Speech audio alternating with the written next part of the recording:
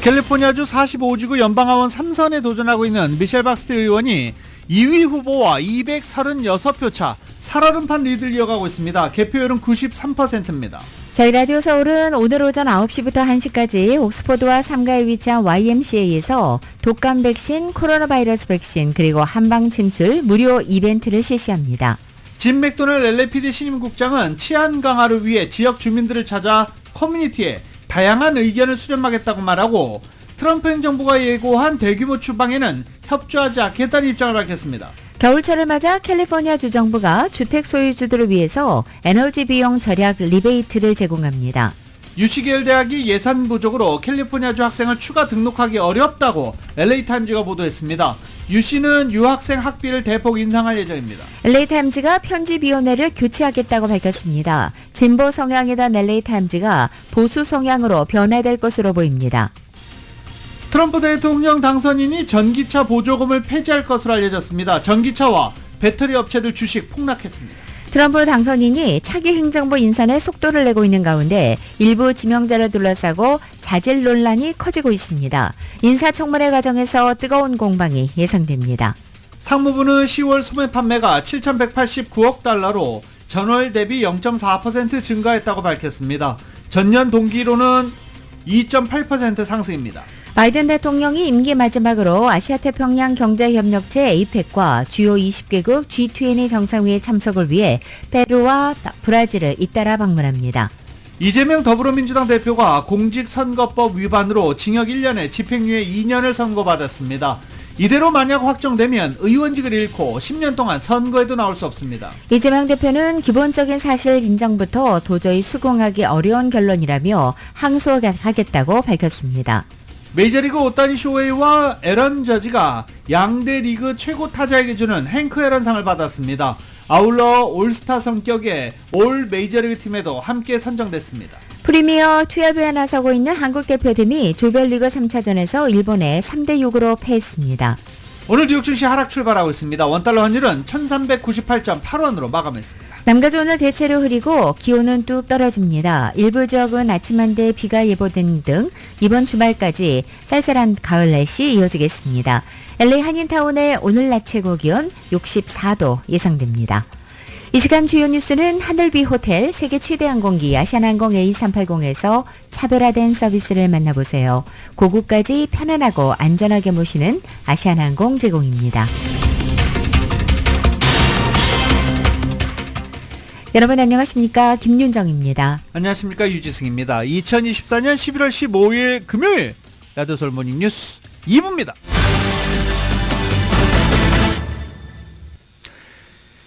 지난 5일 대선과 함께 치러진 연방의회 및 지역선거 결과 대부분 나왔죠. 그런데 캘리포니아주 45지구 아직도 개표 중입니다. 워낙 승부가 박빙이어서 그렇습니다. 이 캘리포니아주 45지구는요. 캘리포니아주뿐만이 아니라 전국에서도 관심을 갖고 지켜보는 지역구 중 한 곳이며 민주당에서 공화당에서 특히 지금 마지막 살을 걸고 눈길을 주고 있는 온통 눈이 쏠려 있는 곳입니다. 이번 선거에서 3선에 도전하는 미셸 박스티 의원은 현재 93% 개표율을 보이는 가운데 단 236표 차이의 초박빙 리드를 이어가고 있습니다. 선거구별 개표현행에 따르면 45지구 미셸 박스티 의원이 15만 2021표를 획득했고 민주당의 데릭 트렌 후보가 15만 1785표를 기록해 딱 236표 차입니다. 이 퍼센테이지 소수점 없이 퍼센트로 하면 50% 대 50%, 50대 50입니다. 개표가 93% 진행됐지만 이 표 차이가 200여 표 차이밖에 나지 않아서 아직 승자를 확정 지을 수 없는 상황인데 이번 주말 향배가 결정될 것으로 보이고 있습니다. 45지구는 이미 선거 전부터 많은 전문가들이 초접전을 예상했던 선거구입니다. 미셸 박스티 의원과 도전자 트란 후보 모두 아시아계에 이어서 이 지역 내 아시아 유권자들의 지지가 갈릴 것으로 예상됐었습니다. 미셸 박스티 의원의 경우 현역이란 이점이 있지만 45지구 자체는 오렌지 카운티와 LA 카운티가 겹쳐져 있어서 주민 구성이 공화당보다 민주당 유권자가 더 많은 지역이기도 합니다. 여기에다가 연방 하원의 의석 구도를 좌우하게 될 핵심 선거구이다 보니까 공화당, 민주당 모두 하원 장악을 위한 요충지로 여겨서 많은 자원을 쏟아부은 것도 치열한 접전 구도를 만들어냈습니다. 그리고 여기에는 베트남 커뮤니티가 포함되어 있습니다. 이 트란 후보가 또 베트남 후보에서 전폭적인 지지를 받고 있는 중이기도 합니다. 연방하원 캘리포니아 45지구는 파운틴밸리, 웨스트민스터, 미드웨이 시티, 가든그로브, 사이프러스, 세리토스, 부에나팍, 플러튼 북부 등을 포함하고 있어서 한인 인구도 또 많은 편이기도 합니다. 이 지역 내 한인 유권자는 2만 4천여 명으로 집계되기도 했습니다. 미셸 박스틸 의원 그리고 트란 후보 이번 주말 누가 당선될지 결정될 것으로 보입니다. 이 트럼프의 대선 합승으로 LA타임즈에도 보수의 바람이 불 것으로 보입니다. LA타임즈 소유주 억만장자 패트릭 손시용이 LA타임즈의 편집위원회를 물갈이할 계획이다라고 밝힌 것입니다. 지난 주말 소셜미디어를 통해 곧 새로운 편집위원회가 구성될 것이며 그동안 LA타임즈의 논조가 진보로 치우쳤던 것이 사실이라면서 앞으로는 공정하고 균형 잡힌 논조를 유지할 것이라고 밝혔습니다. 윤수용이 내세우고 있는 공정하고 균형 잡힌이라는 슬로건은 팍스뉴스의 슬로건이라는 점이 눈길을 끌고 있습니다. 한편 대선을 앞두고 LA타임즈 편집진이 민주당 카말라 해리스 부통령에 대한 지지 선언을 할 계획이었지만 신문사 소유주 패트릭 손시용이 맡고 나서서 대선 후보 지지 계획이 철회된 바 있습니다. 사설 편집장 등 몇몇이 불만을 품고 사퇴한 바 있으며 남아있는 편집위원들을 이번 기회에 정리하겠다는 뜻으로 해석됩니다. 짐 맥도넬 신임 LA 경찰국장이 취임했습니다. 치안 강화를 위해서 지역 주민들을 찾아 다양한 의견을 수렴하겠다라고 밝혔습니다. 이은 기자가 취임식 다녔습니다. 짐 맥도넬 국장은 14일 열린 취임식에서 LA 시민들이 가장 필요로 하는 것이 무엇인지 효율적으로 LAPD를 이끌 청사진을 그리기 위해 앞으로 수개월 동안은 많은 지역의 주민들의 의견을 수렴하고 경청하는 시간을 가질 것이라고 밝혔습니다. 맥도넬 신임 국장은 LAPD가 겪고 있는 가장 큰 문제 중 하나는 주민들이 범죄 피해를 입고도 신고를 하지 않는 경우가 많다는 것이라고 지적했습니다. 경찰에 범죄 피해 신고를 해도 별 소용이 없다고 여기는 주민들이 많아 피해를 입고도 경찰에 신고를 하지 않는 경우가 많다고 지적했습니다. 경찰에 범죄 신고가 되지 않으면 LAPD의 범죄율 통계 자체가 정확성이 결여되고 정확한 범죄율 통계가 없으면 경찰이 인력을 구성하거나 범죄에 대응하는 전략을 짜는 데 어려움이 많아 치안 개선을 위한 노력이 어려워진다고 밝혔습니다. 주민들이 경찰에 신고하도록 독려하기 위해서는 우선 LAPD가 시민들의 신뢰를 회복하는 것이 우선되어야 한다고 지적했습니다. 지난 5일 선거에서 치안을 바로 세우자는 정책을 내세운 네이선 호쿠먼 변호사가 LA 카운티 검사장으로 당선되고 절도범죄와 마약 범죄자에 대한 처벌을 강화하는 주민 발의안 36이 통과되면서 앞으로 LAPD의 사기도 진작될 것으로 기대된다고 밝혔습니다. 아울러 치안 강화를 위해서는 8,000명대로 떨어진 LA 경찰국의 인력 부족을 타개하는 것이 급선무로 LA 경관수를 충원해 경관수를 9,000명 이상으로 늘리는 것을 목표로 하고 밝혔습니다. 범죄와 마약 거래 등으로 점철된 타운 동쪽 메가더 공원 주변이 경찰국 범죄 속탕 작전의 우선순위에 놓일 것으로 보입니다. 한편 이날 취임식에는 LA 한인 상공회의소의 정동환 회장과 수석 부회장이 직접 참석해 한인 커뮤니티의 치안 문제를 논하고 타운 치안 강화를 위해 관심을 기울여달라고 요청했습니다. LA 한인 상인은 다음 달 중으로 짐 맥도넬 신임 국장을 한인 커뮤니티에 초대해 한인 커뮤니티 치안에 관해서 이야기를 나누는 시간을 가질 예정이라고 덧붙였습니다. 라디오 설 뉴스 이은입니다. 신임 LAPD 국장이 불법 체류자의 대규모 추방에 협조하지 않겠다는 입장을 분명히 밝혔습니다. 맥도널 국장은 LAPD는 이민자 커뮤니티를 보호할 것이며 LAPD 경찰관들은 개인의 체류 신분을 확인하거나 체포하지 않을 것이고 대규모 추방에도 협조하지 않겠다고 강조했습니다. 한편 맥도널 국장은 트럼프 첫 임기 당시 LA 카운티 보안관으로 재직하며 불법 체류 범죄자 추방을 위해 연방 이민당국과 협력을 한 바 있습니다. 그러나 이번 청문회를 통해서 특별명령 40호 같은 관련 정책을 근거로 내세우며 현 직책에서는 그 같은 협력을 하지 않을 것이라고 분명히 밝힌 것입니다. 토렌스 지역에서 LA 카운티 법원 건물 앞에서 폭발물로 추정되는 장치가 발견돼 법원이 폐쇄되는 소동이 벌어졌습니다. 진짜 폭발물이었습니다. 로봇을 투입해서 로봇이 이 폭발물을 건드려서 폭파시켰습니다. 당시 굉음이 상당히 커서 주변에 주차된 자동차 알람이 울릴 정도로 전해지고 있습니다. 폭발물 옆에는 메모가 있었는데요. 이 메모에는 이것들은 더 커질 것이다, 이런 메모가 발견됐습니다. LA 셰리프국은 폭발물을 안전히 제거했고 증거를 추가로 찾으면 향후 수사 전략이 될 것이다 라고 전하기도 했습니다. LA 메트로 치안을 담당하던 롱비치 경찰국이 내년부터는 치안 업무를 중단한다고 밝혔습니다. 보도국 뉴스룸에서 전해드립니다. LA 메트로의 치안을 담당하던 롱비치 경찰국이 내년부터는 LA 메트로의 치안 업무에서 빠지게 됩니다.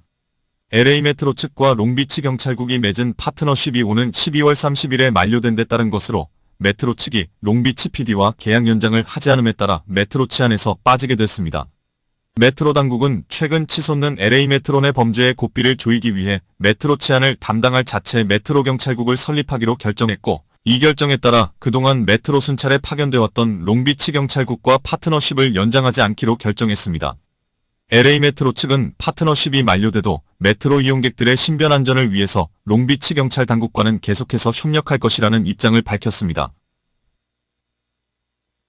남가주의 치안 당국이 하이킹과 자전거를 즐기는 주민들의 안전을 보장하기 위해 SUV 차량들이 접근하기 힘든 오프로드 구간까지 순찰을 확대하기로 했습니다. 폰타나 경찰국은 소셜미디어를 통해 오프로드 순찰 계획을 소개하면서 해당 순찰팀은 오프로드 구간들을 비롯해 트레킹길, 터널 그리고 다리까지 곳곳에서 순찰을 벌인다고 설명했습니다. 오프로드 순찰을 맡은 경관들은 오프로드 순찰에 필요한 이동수단과 특별훈련을 받게 됩니다. 라디오 서울 보도국 뉴스룸입니다. 혹시 히터를 바꿀까? 이렇게 고민하고 계십니까? 지금이 찬스입니다. 보도국에서 왜 찬스인지 전해드립니다. 개빈 뉴섬 주지사는 14일 소득 자격을 갖춘 단독주택 소유자들이 에너지 효율적인 난방과 냉방용 히트펌프를 구매하거나 설치하는 데 소모되는 비용을 줄이기 위해 최대 $8,000의 리베이트를 받을 수 있다고 발표했습니다. 지역 중간소득의 80%에서 150% 사이의 가구 소득을 지닌 주택 소유자는 최대 $4,000의 리베이트를 받을 수 있습니다. 지역 중간소득의 80% 미만인 가구는 최대 $8,000의 리베이트를 받을 수 있습니다. LA 카운티의 경우 4인 가족 기준 중간소득은 $20만 8,050입니다. 다세대 건물도 리베이트를 신청할 수 있습니다. 다세대 주택의 경우 소득 수준에 따라 한 유닛당 $700에서 $8,000까지의 리베이트가 제공되며 최대 리베이트 액수는 $14,000입니다. 이 프로그램은 주로 화석 연료를 사용하는 건물의 탈탄소화, 온실가스 배출 감소, 기후변화에 대한 주택의 회복력 향상을 위한 가주 노력의 일환입니다. 뉴섬 주지사는 가주의 주택 소유자들이 히트펌프를 설치해 주택의 에너지 효율을 높이고 매년 수백 달러의 에너지 비용을 절약할 수 있도록 수천 달러가 지원된다며 주민들이 리베이트 프로그램을 활용하도록 독려했습니다. 라디오 서울 보도국 뉴스룸입니다. 라디오 서울 방송이 잠시 뒤 오전 9시부터 오늘 낮 1시까지 LA 한인타운에서 코비드 예방 백신 한방 침술 무료 이벤트를 개최합니다. 겨울을 앞두고 코비드 예방 백신 접종을 무료로 받을 수 있고, 또 동국대와 미주한의사협회에서 한방 침술도 무료로 받을 수 있는 기회입니다. 예약이 필요 없이 누구나 워크인으로 참가할 수 있습니다.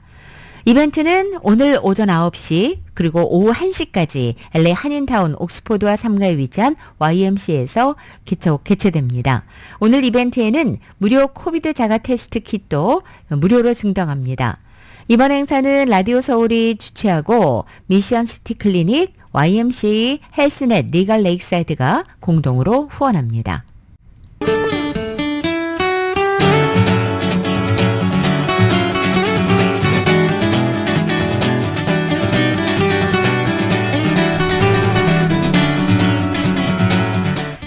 11월 15일 금요일 남가주의 날씨입니다. 주말을 하루 앞둔 오늘 남가주 지역 보다 흐리고 쌀쌀한 날씨 보이겠습니다. 오늘 아침에는 각 지역에 따라 이슬비를 뿌리는 곳도 있겠고 대체로 흐린 날씨에 간간히 햇살이 교차하겠습니다. 낮 기온도 지역에 따라 어제보다 5도에서 10도 이상이나 더 떨어지겠고 오후에는 찬바람도 불어서 이번 주 중에 가장 쌀쌀한 날씨가 되겠습니다. 토요일인 내일은 구름이 걷혀 맑아지고 내일 낮 기온은 오늘과 비슷하지만 가렸던 가을 햇살이 풍부하게 비춰지면서 내일은 오늘보다 한결 온화하게 느껴지겠습니다. 이렇게 평년 기온을 밑도는 쌀쌀한 낮 기온은 이번 주말을 포함해 다음 주 화요일까지 이어지다가 수요일에는 평년 기온을 회복하겠습니다.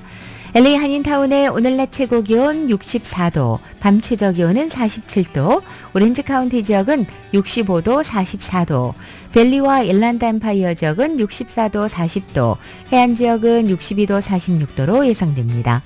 한국은 오늘 전국이 흐리고 곳곳 트럼프 대통령 당선인이 보건복지부 장관으로 로버트 케네디 주니어 전 대선 후보를 지명하자 의료계에서 반발이 잇따르고 있습니다.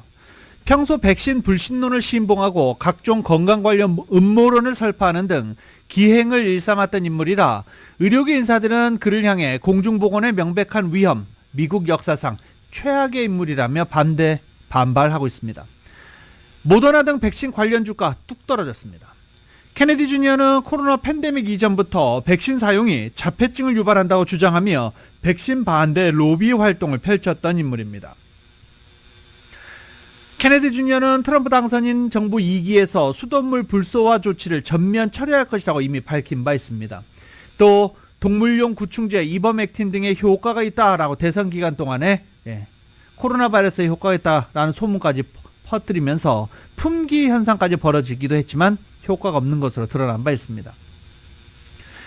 소비자 권익단체 퍼블릭 시티즌은 성명을 내고 케네디 주니어 내정자는 국가보건에 명백하고 현존하는 위험이라며 그를 국가공중보건기구 책임자가 되는 것은 물론 보건복지부 건물에 들어가는 것조차 되지 않는다라고 비판했습니다. 트럼프 전 대통령 당선인은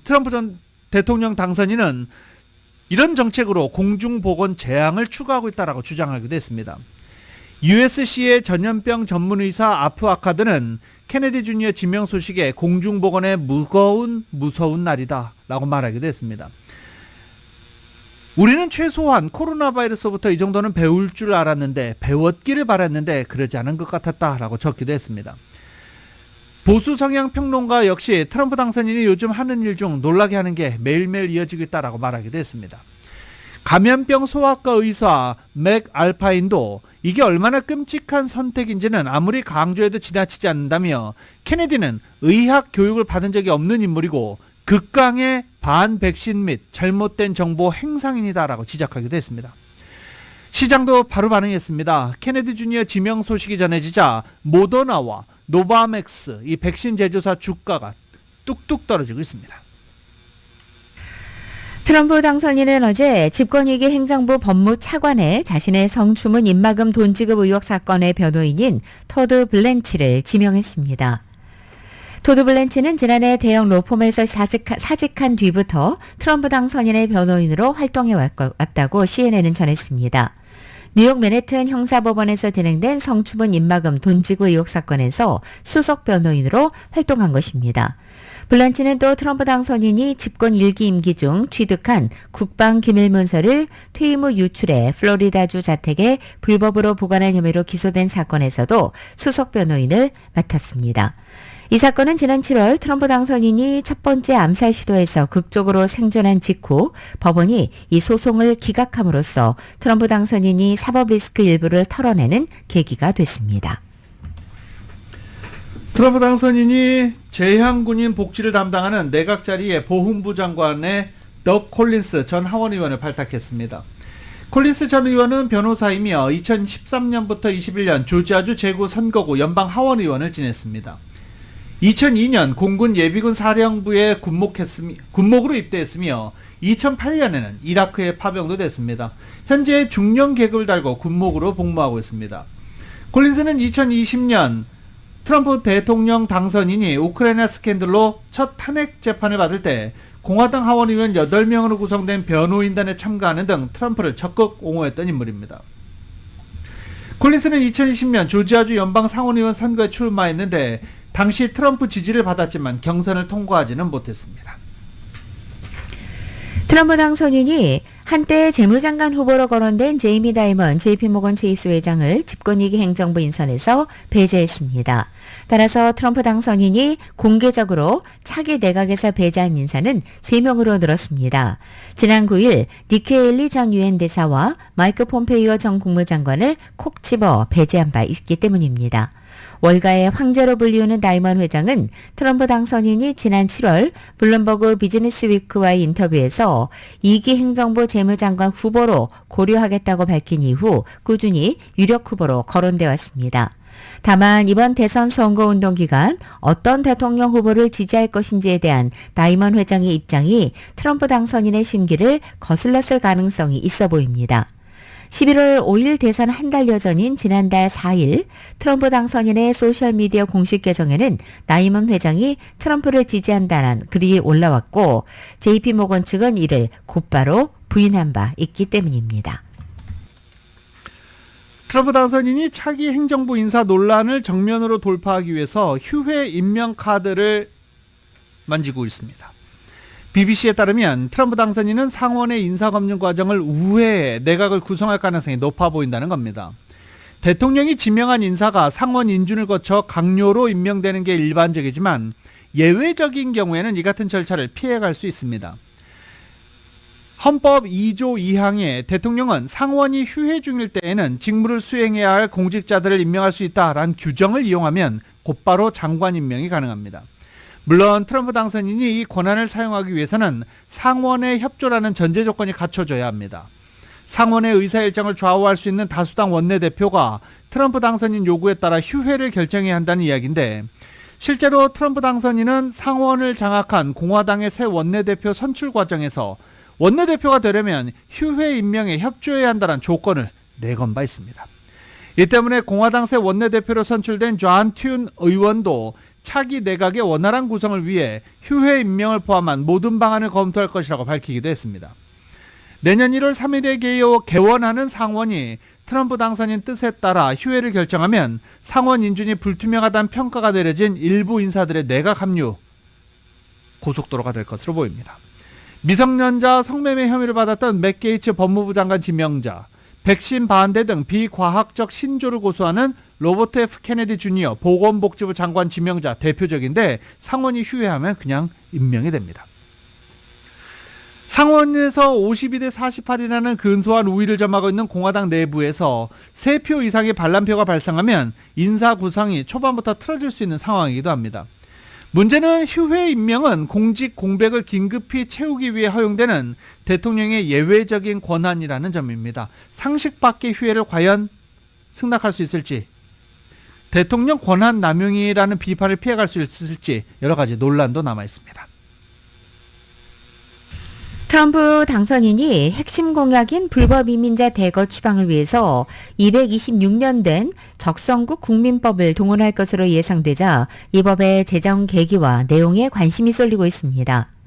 CNN 방송에 따르면 적성국 국민법이 만들어진 것은 1798년입니다. 미국에 16개 주밖에 없던 시절로 프랑스와의 전쟁 가능성이 커지던 와중에 프랑스 편을 들 가능성이 있는 이민자들을 겨냥해 제정된 것입니다. 미국과 외국 정부 사이에 전쟁이 선포됐을 때, 그리고 미국 영토에 대한 침공이나 약탈적 침입이 있을 때, 대통령이 이 같은 상황을 공개 선포할 때 등에 발동할 수 있게 돼 있는 법입니다. 14세 이상으로 미국 시민이 아니면 이 법에 따라 구금되거나 추방할 수 있습니다. 이 법이 발동된 것은 1812년 전쟁과 1, 2차 세계대전 등 3차례입니다. 당초 외국인 남성만 적용 대상이었다가 1차 세계대전 때는 독일에서 출생한 여성으로 확대됐고 2차 대전 당시 이 법에 따라 일본인과 독일인, 이탈리아인 등이 3만 명 넘게 구금된 것으로 전해졌습니다. 적성국 국민법에 따라 구금되거나 추방될 경우 이민법원의 시스템을 거치지 않는다고 CNN은 덧붙였습니다. 크루즈 회사 새로운 패키지를 내놨는데요. 지금 트럼프 당선인 때문에 이사를 가야 되겠다라고 하는 연예인들도 있고, 떠나겠다, 미국을 떠나겠다라는 연예인들도 있고, 여러 가지 유명인들이 있죠. 한 크루즈 회사가 트럼프 당선인의 4년 임기 내내 피할 수 있는 초장기 패키지 상품을 내놨습니다. 벨 빠르죠? 빌라빌 레지던스라는 이 크루즈 회사는 트럼프 전 대통령이 당선 후 미국을 떠나고 싶어하는 이들을 위해서 임기 동안 미국을 떠나 살 수 있는 크루즈 패키지를 소개했습니다. 임기 동안 4년입니다. 그러니까 배 위에서 4년을 보내는 겁니다. 그런데 4년짜리만 아니라 옵션이 좀 있어요. 1년짜리, 2년짜리, 3년짜리, 4년짜리 이렇게 있습니다. 2년짜리는 중간선거 패키지 이렇게 표현이 되어 있습니다. 이 중간선거가 돼서 이제 연방 상하원이 뒤바뀔 수도 있다. 뭐 여러 가지 얘기도 내걸면서 홍보를 하고 있는 중입니다. 4년 동안 하는 패키지 이름은 도약입니다. 이 도약 패키지는 트럼프 당선인의 임기 전체를 피하고자 하는 이들에게 일정이 맞춰져 있습니다. 이 크루즈는 140개국 425개 항구에 기항하며 다음 대선이 치러지는 2028년 11월까지 미국으로 오지 않도록 코스가 짜여 있습니다. 4년 내내 140개국을 돌아다니면서 미국은 한 번도 들르지 않는 겁니다.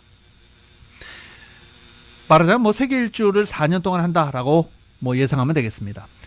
그런데 가격 궁금하시죠? 4년간 140개국 425개 항구에 기항하면서 세계를 돌아다니는 이 4년짜리 패키지 상품권의 가격은 31만 9,998달러입니다. 여기에 플러스 텍스 해야 됩니다. 야, 그럼 1년만 나갔다 올까? 1년짜리는요. 7만 9,999달러 플러스 텍스입니다. 가격이 만만치 않습니다. 빌라빌 레지던스 홈페이지에 따르면 이 가격에는 모든 식음료, 피트니스 센터, 스파, 주 2회 청소 서비스가 포함되어 있습니다. 31만 9,998달러입니다. 트럼프 대통령 당선이 2기 행정부 국무장관으로 발탁되는 마르코 루비오 상원의원의 빈자리를 두고 공화당 내에서 며느리인 라라 트럼프 승계론이 대두되고 있습니다. 루비오 국무장관 지명자 인준이 통과될 경우 공석이 되는 이 플로리다주 상원의원을 이 며느리 라라에게 물려줘야 한다는 주장이 나오고 있다는 것입니다. 라라 트럼프는 TV 프로듀서 출신으로 트럼프 당선인의 차남 에릭의 부인입니다. 이번 대선에서 공화당 전국위원회 RNC 공동의장을 맡아서 트럼프 당선인의 선거운동을 조직적 또 재정적으로도 지원한 바 있습니다. 트럼프 당선인은 직접 라라를 RNC 공동의장으로 내세우면서 며느리에 대한 신뢰가 깊은 것으로도 알려져 있습니다.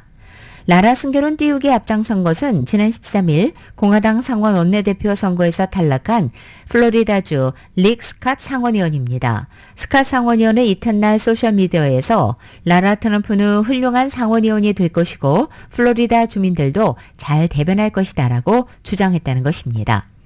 정치 전문 매체 악시오스와의 인터뷰에서도 라라가 바로 디센티스 주지사가 선택하는 사람이 되길 바란다고도 말했습니다.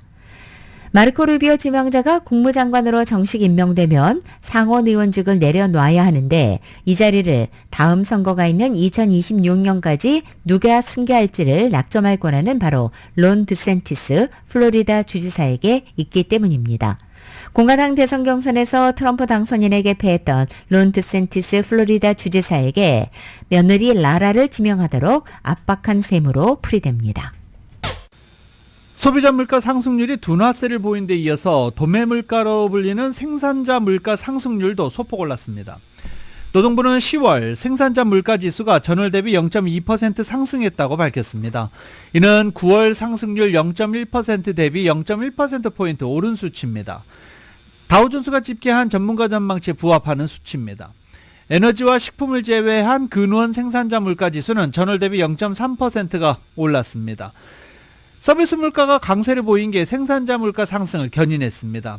포트폴리오 매니지먼트 등이 서비스 가격 상승의 주요 요인이 됐습니다. 이 포트폴리오 매니지먼트는요, 수수료, 항공료, 병원비 등등이 포함된 부분입니다. 이들 항목은 연방준비제도의 통화정책 근거로 삼는 개인 소비지출 가격지수 산정에도 포함된다는 점에서 이 PC 가격지수 상승률 상향 요인으로 작용할 수도 있습니다. 10월 들어 소비자 물가지수 상승률이 둔화세를 멈춘 가운데 생산자 물가지수마저 서비스 물가를 중심으로 상승률이 다시 오르면서 인플레이션 둔화세 지속 가능성에 대한 의구심이 점점 더 커지고 있습니다. 연방상무부는 미국의 10월 소매 판매가 7,189억 달러로 전월 대비 0.4% 증가했다고 오늘 밝혔습니다. 이것은 전월 대비 0.3% 증가를 예상했던 다우존스 집계 전문가 전망을 웃돈 수치입니다. 월간 소매 판매 지표는 전체 소비 가운데 상품 판매 실적을 주로 집계하는 속보치 통계로서 미국 경제 중추인 소비 변화를 가늠할 수 있는 지표로 여겨지고 있습니다. 시장 기대를 웃돈 소매 판매는 경기 둔화 우려에도 불구하고 미국의 소비가 견조하게 지속되고 있음을 시사합니다. 월가에서는 고금리 장기화와 임금 증가세 둔화, 또 가계의 초과 저축 고갈 등의 여파로 민간 소비가 둔화할 수 있다는 전망을 해온 바 있습니다. 제롬 파월 연준 의장이 기준금리 인하를 서두를 필요가 없다고 말하면서 금리 인하에 대한 기대감이 줄어들고 있습니다. 여기에 더해서 내년에는 연준이 금리를 계속 동결할 것이다라는 전망까지 나왔습니다. 투자자들은 연준의 금리 인하 가능성을 60% 밑으로 낮춰 잡았습니다. 블룸버그 통신에 따르면 JP모건 자산운용의 유럽, 중동, 아프리카 시장 수석 전략가 카렌 워드는 연준이 내년에는 금리 인하를 중단할 가능성이 높다라고 말했습니다. 영국 런던에서 열린 미디어 브리핑에서 파월 의장이 2025년 경제는 안개가 낀 상태라고 말했다면서 연준 통화정책이 더 높은 성장 혹은 더 높은 인플레이션으로 이어질지 아직 알 수는 없지만 한 번 더 금리를 내린 다음에 2025년에는 동결할 가능성이 높다라고 말했습니다. 앞서 파월 의장은 댈러스에서 열린 댈러스 연방준비은행 주최 행사에서 미국의 경제가 금리 인하를 서두를 필요가 있다는 어떤 신호도 보내고 있지 않다라고 밝혔습니다. 여기에 소비자 물가지수, 생산자 물가지수마저 좋지 않은 상황으로 나오면서 금리 동결 전망이 점점 더 힘을 얻고 있습니다. 트럼프 당선인의 정권 인수팀이 미국의 인플레이션 감축법 IRA에 근거한 최대 7,500달러 규모의 전기차 보조금 폐지를 계획하고 있다고 로이터 통신이 어제 보도했습니다. 석유 가스회사 컨티넨탈 리소스즈의 창립자 해럴드 햄과 또 더그 버검 노스다코타 주지사가 이끄는 에너지 정책팀이 바로 이 IRA 세제 공제 혜택을 폐지하고 있다는 것입니다. 에너지 정책팀은 대선 승리 이후 여러 차례 회의를 했고 일부 회의는 일론 머스크 테슬라 CEO가 상당한 시간을 보낸 플로리다주 마라라고 트럼프 자택에서 이루어졌다는 것입니다.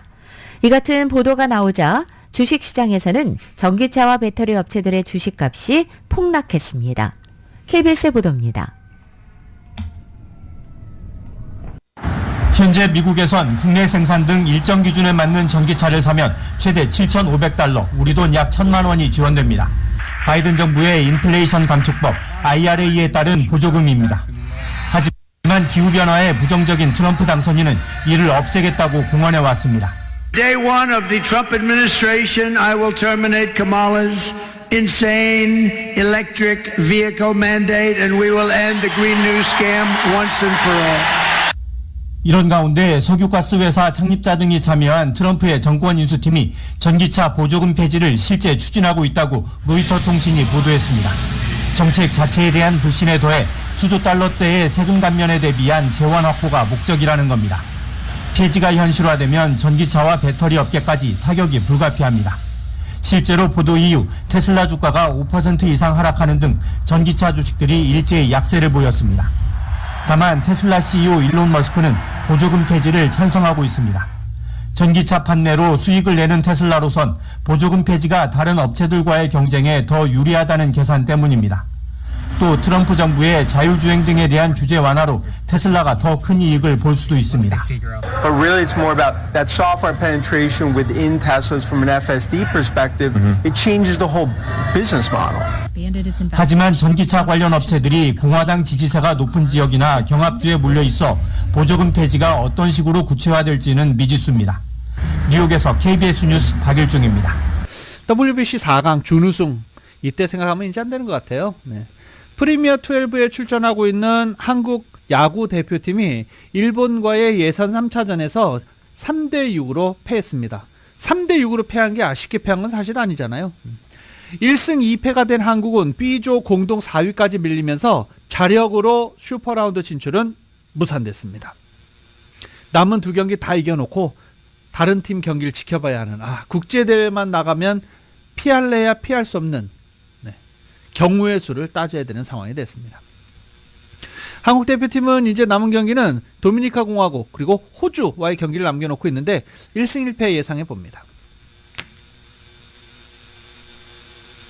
메이저리그 간판 타자인 LA 다저스 오타니 쇼헤이 선수와 뉴욕 양키스 애런 저지가 양대 리그 최고 타자에게 주는 행크 애런상을 받았습니다. 아울러 올스타 성격의 올 MLB 팀도 함께 선정됐습니다.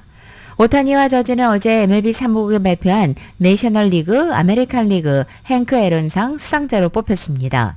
지난해 아메리칸리그 수상자 오타니는 리그를 바꿔서 2년 연속이자 통산 2번째 영예를 안았고 애런 저지도 역시 2022년에 이어 2년 맞이자 통산 2번째로 행크 애런상을 품에 넣었습니다.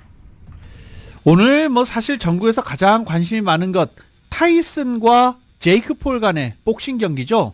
타이슨과 제이크 폴, 유튜버 제이크 폴, 그리고 19년 만에 링에 복귀하는 마이크 타이슨 두 선수의 오늘 복싱 대결이 LA 시간으로 오후 5시에 펼쳐집니다.